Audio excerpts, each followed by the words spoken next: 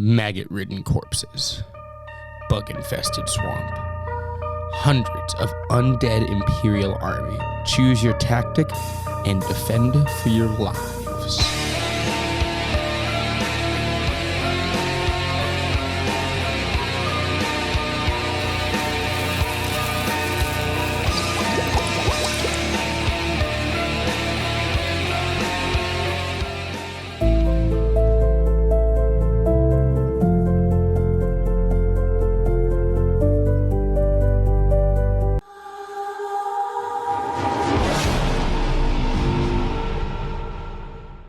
Shi No Numa is the first in a lot of categories, starting with its layout and setting. This is the first zombies map to take place outside of Germany, as stated prior, being in a Japanese swamp.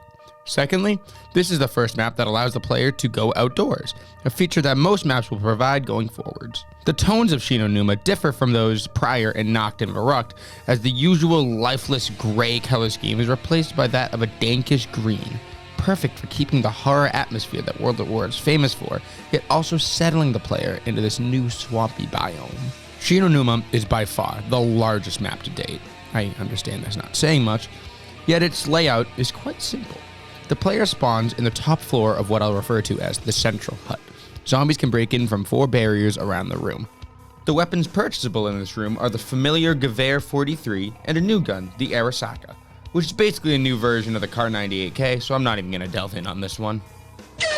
The 2 purchasable doors in this room actually lead to the same place, to the downstairs section of the central hut and to the yard, which is the player's first zombie experience outdoors. This downstairs portion features the mystery box and the Thompson on the wall. From here, Shi No Numa's layout gets interesting and unique. There are 4 paths branching from the central hut area. These paths lead through the swamplands to 4 smaller huts on the outskirts of the map. These 4 subsections are titled the Fishing Hut, Storage, Comm Room, and Doctor's Quarters. While each of these sections of the map have their own unique features we will discuss later, all doors to the paths are 1,000 points to purchase, while the huts are 750 to purchase. And yeah, despite being the largest map to date, Shi No Numa's layout is pretty easy to explain. The 4 branching paths and huts definitely have their individual advantages and disadvantages, but those are minute and will be covered later in the video. The last thing I'd like to address here in this section is the atmosphere, and how it doesn't compare to Nacht and Verrückt, and how that's okay. I definitely believe the first 2 maps beat Shi No Numa out as far as atmosphere, as they will for most other maps beyond this point, but that's okay. Shi No Numa still has various locations with ominous bloodstains and destruction, creating a desolate vibe similar to Nacht and Verrückt. Being outside in the mist and drizzle helps Shi No Numa maintain that horror landscape that Zombies was born in. It is, however, in my opinion, a shifting point in Zombies where the developers began to focus more on the gameplay rather than the ambience. Think of all the specific locations on Verrückt with the horrific sound effects and that creepy kitchen with all the rampant scramblings about God knows what. Shi No Numa did not take this a step further as Verrückt did with Nacht. However, this is totally acceptable and was completely overlooked, as the riveting features Shi No Numa adds were clearly the main focus of this installment, and took a lot of manpower and time to create. Let's take a look at how the Swamp of Death innovated Zombies for years to come.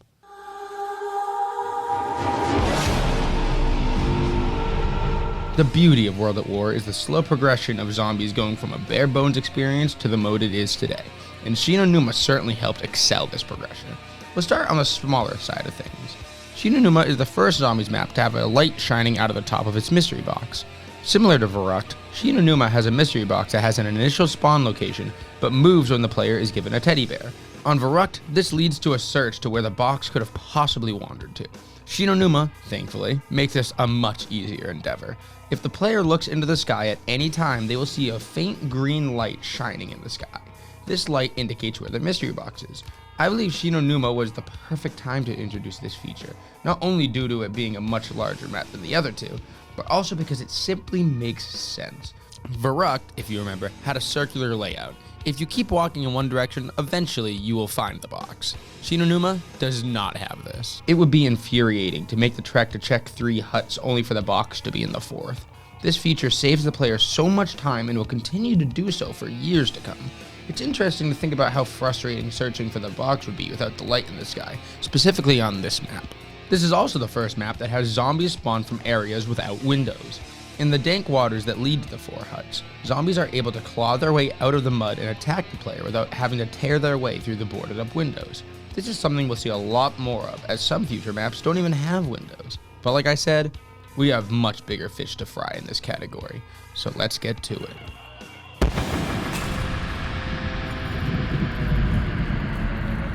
Come here, puppy. Got something for you.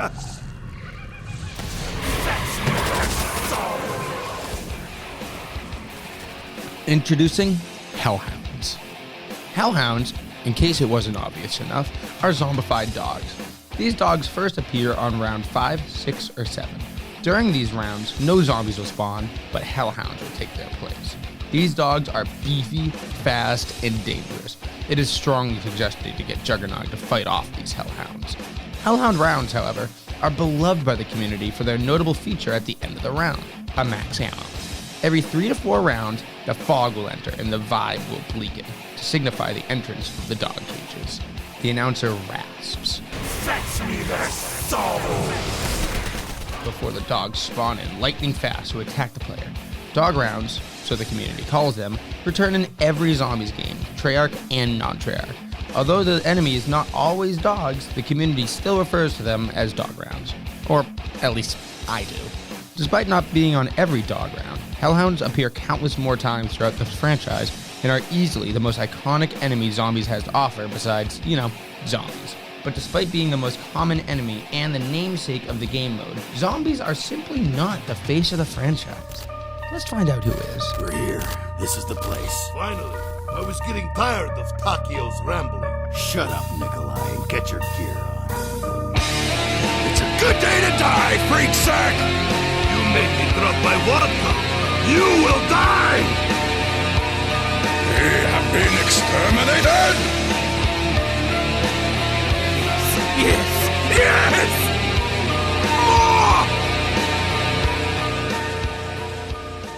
Shi No Numa is truly where the zombie story begins to unfold, as it is here we are introduced to our main protagonists throughout the story. Tank Dempsey we encountered in Verrucht, but it is here in the Swamp of Death that his badass, macho, bloodthirsty personality is fleshed out. Takio, whatever, is a Japanese soldier whose respect for his country and the emperor knows no bounds. Nikolai is an alcoholic Russian soldier with a knack for bringing up his many wives and vodka any chance he gets, even if all those wives but one are drunken illusions. And finally, Edward Richtofen, easily the most pivotal and interesting character in the franchise. Richtofen is a German scientist who has somehow recruited these soldiers to fight the undead. His story, as well as the map's storyline, will be addressed further in this video. These characters add bountiful amounts of personality to the game. Each one is vastly unique from the other, and with new quotes coming out per map, their characters will continue to blossom throughout the series. The addition of these 4 men, known as the Ultimus crew, is a huge leap toward what zombies will end up being. But enough about the vital features Treyarch released with this installment of zombies. Let's look at how Shi No Numa individually differs itself from other maps.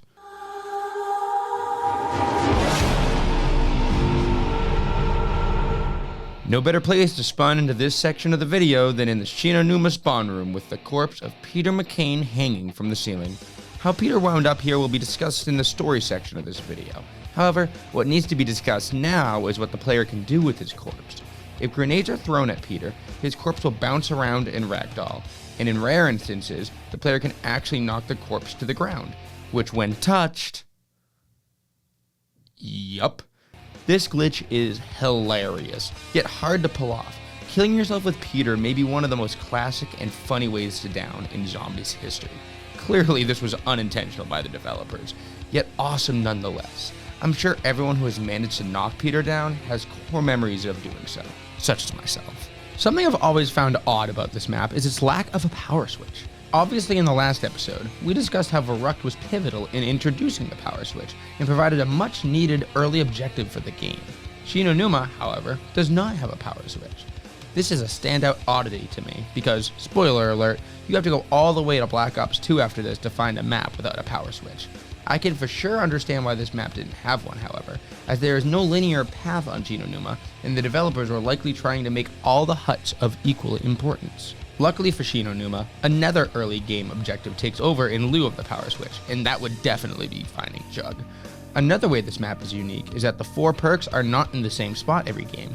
As stated earlier, there are 4 huts on the map. Each of these huts has a randomly generated perk machine inside it, and the only way to know what perk machine is in what section of the map is by opening the doors. This can lead to immense frustration, as there's always a chance you can open 3 huts and get Juggernog last. A golden rule on Shi No Numa is to try to get Jug before the dog round, which however is for the most part out of the player's control. Random perk spawning will be a feature that returns on a few maps, and it is typically a very controversial feature. Shi No Numa is especially controversial because it gives no indicators at all of which perk will spawn where. Future maps have subtle clues as to where the perk is, unlike this map. Also, I would say out of all the random perk spawning maps, this is the one where you need Jug the fastest, due to the dog rounds. So getting Jug late would be a much larger inconvenience on this map than most other random perk spawning maps. Another great addition Shi No Numa makes is the latest wonder weapon of the franchise, the Wunderwaffe DG2, or as we all love to call it, the Wunderwaffe. This long electric weapon can be used to electrocute hordes of zombies. When shooting one zombie with this weapon, the electricity will bounce from that zombie to most, if not all, nearby zombies, killing them instantly. The Wunderwaffe is a huge improvement on the ray gun, as it does much more damage, has a wider range of attack, doesn't make crawlers, and most importantly, doesn't damage the player. Although the Waffe appears in future zombies maps, the Shi No Numa Wunderwaffe is by far the most powerful and the most known. Lastly, let's cover a few unique things that appear in each of the hut areas, starting with the storage area. If you look outside of the map on the right hand side here, you will see a red glowing meteor. This meteor has a great deal to do with Shi No Numa's story and will be covered later. Same goes with the unique feature in the comm room area, which will be covered under the Easter egg section. However, we obviously must discuss probably the coolest unique feature in Shi No Numa, being the flogger. Before Shi No Numa, the only trap the series had established was the electric trap on Verrückt, which appears in all 4 huts on Shi No Numa and numerous other zombies maps in the future. The flogger, however, is Shi No Numa's baby, only appearing on this map and Revelations. And for some reason, Raven the Redwoods. Why is it here? For 1,000 points, the player can pull the flogger trap and kill all the zombies that run through it, and it very well may be the most visually appealing trap of all time. Its positioning on the path to the fishing hut is also very nice, as this is a common spot to hoard up zombies and train. And finally, for our last unique feature, let's go to the other end of the spectrum. In the doctor's quarters, players can activate the zipline, or so it's called. The zipline moves the players to the top of the central hut, and back to the doctor's quarters, and that's it. Yet another grand, unique World at War map feature that falls flat on its face. Situations where the zipline would actually be of use are so arbitrary and rare. The doctor's quarters is already the worst hut area to hold down in, so the odds of a player finding any use in this zipline is little to none. Not only that, but it may free the player from the zombies for what, like 10 seconds? But hey, like I said, what would a World at War map be without some random Make-A-Wish feature like this, right? Either way, it's time to get into the strategies for Shi No Numa, and I assure you, the zipline is not one of them.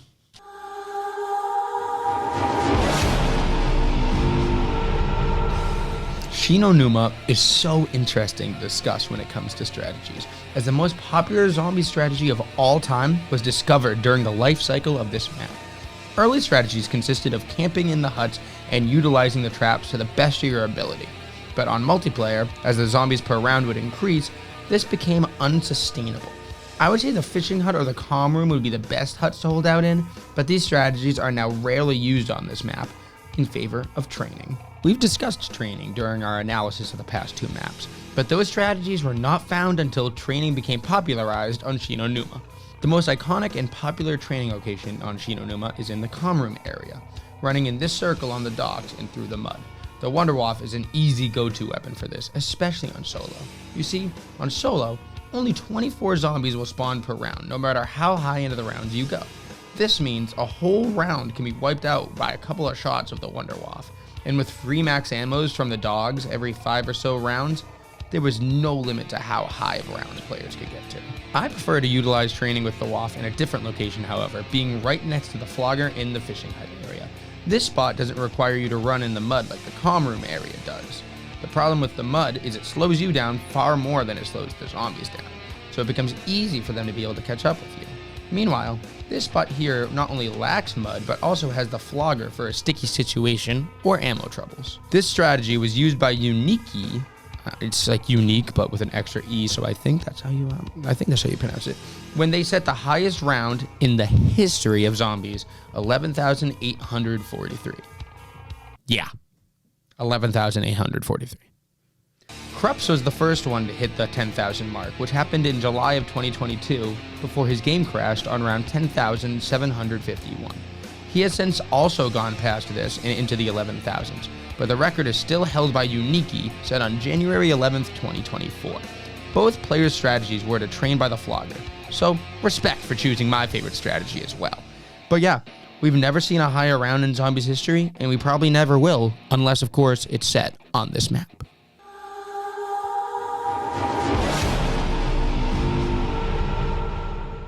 Whew.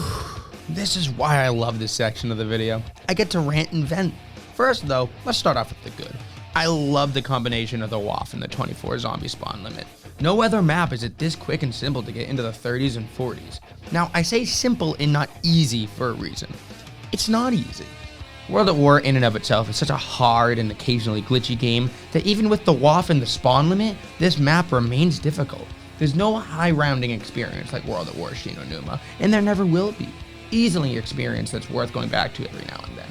Being the first map with accessible outdoors and the only World at War map that takes place outside of Germany also gives Shi No Numa relevance and uniqueness. But now, I get to talk about the mud. The mud. Nacht and Verrückt had silly little inconveniences like the bar room and the sniping cabinet. These stupid, yet funny features are easily avoidable and don't actually take away from the experience. Kind of like the zip line. They're more so fun to joke about. But the mud on Shi No Numa is borderline unavoidable and is absolutely no fun to put up with. Of course, we are not discussing future versions yet, but do know that the mud gets worse as installments grow more recent. It's understandable that this is an obstacle and something that the player needs to consider before choosing their next path or strategy, but in that case, it's also understandable for me to absolutely detest the mud. I feel like that's all I have to say on the huge positives and negatives of Shi No Numa. Now to move on to what I'm sure a lot of you have been waiting for, the story, featuring the Ultimus crew.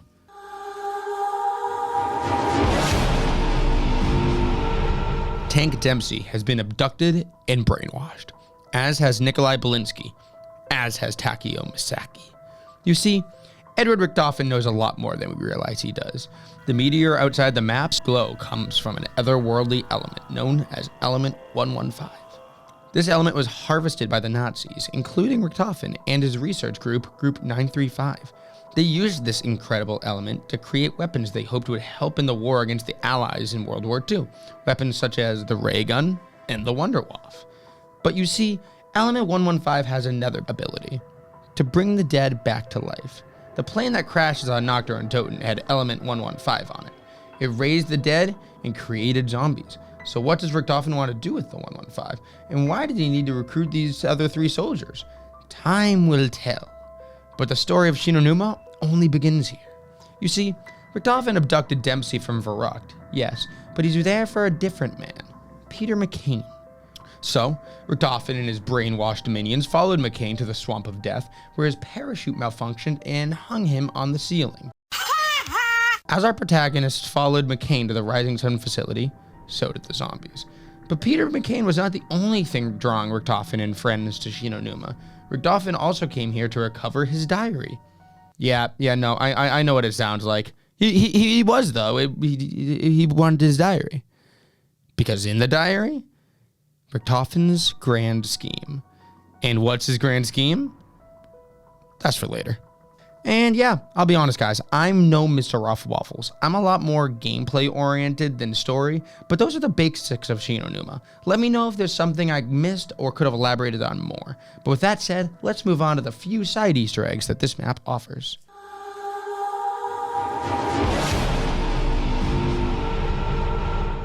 First, we'll start with the music Easter egg that Shi No Numa features. This brings us back to the comm room hut where there is a telephone in this corner. Holding X on this telephone will activate the song The One by Alina Siegman and Kevin Sherwood. What? Are they gonna put a music Easter egg in every map now? personally being one of my favorite Easter egg songs and certainly my favorite on this game. I know, hot take, but it truly is a great song. Another small Easter egg can be found in the Doctor's Quarters hut on this bookcase. When holding X on this book, one will hear this. This book, if you haven't guessed already, is the aforementioned diary that Richtofen came here to retrieve. The laugh you hear is actually from a zombified Richtofen.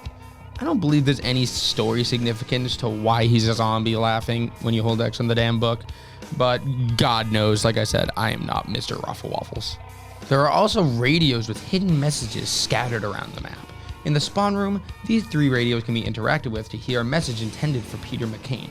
Around the map, there are also more various radios that can be interacted with for more information on Richtofen, Element 115, Group 935's research, and more.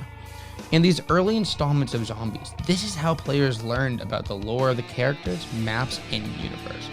There's some sort of beauty in discovering information this way, and it not being spoon-fed like most games.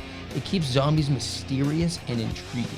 Radios will continue to be the main form of information for story for many maps to come, each map further progressing our knowledge of how the apocalypse began, and just as important, Richtofen's involvement.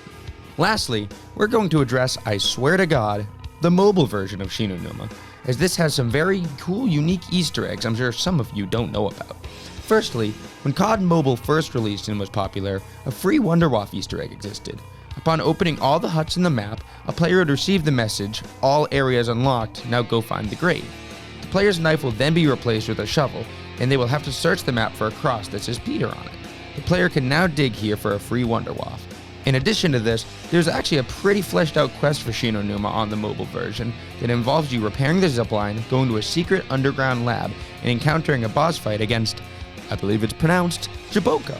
Jaboko is a giant swamp creature that the player must defeat to complete the quest. Of course, as maps go on and these Easter eggs become more consistent, relevant, and on the console, I will add more information on steps and how to beat the boss. But for now, I just kind of want to appreciate the ingenuity and effort thrown onto a simple mobile version of the game.